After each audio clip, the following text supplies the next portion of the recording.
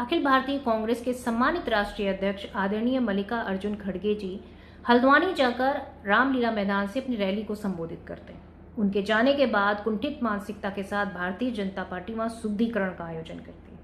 आप अंदाजा लगा सकते हैं कि एक राजनीतिक रूप से सशक्त कांग्रेस के राष्ट्रीय अध्यक्ष, उम्र दराज, एक लंबा राजनीतिक अनुभव और एक सम्मानित नेता होने के बावजूद भी उनके साथ ऐसा छुआछूत का व्यवहार भारतीय जनता पार्टी करती है। तो आप अंदाजा लगा सकते हैं इस देश के आम दलित नागरिक के साथ वो किस तरीके का व्यवहार करती है। ये वही सोच है कि आज भी दलित को घोड़ी चढ़ने पर 100 बार सोचना पड़ता है। ये वही सोच है कि दलित को बराबरी में बैठने का अधिकार देने में आज भी भारतीय जनता पार्टी को दिक्कत होती है।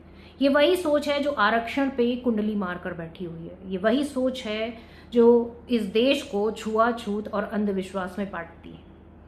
आज ये अपमान सिर्फ मल्लिकार्जुन खड़गे जी का नहीं है, बल्कि इस देश के एक एक दलित का है। ये अपमान है उस सोच का जो इस देश में समानता और बराबरी की बात करती है, समाजवाद की बात करती है।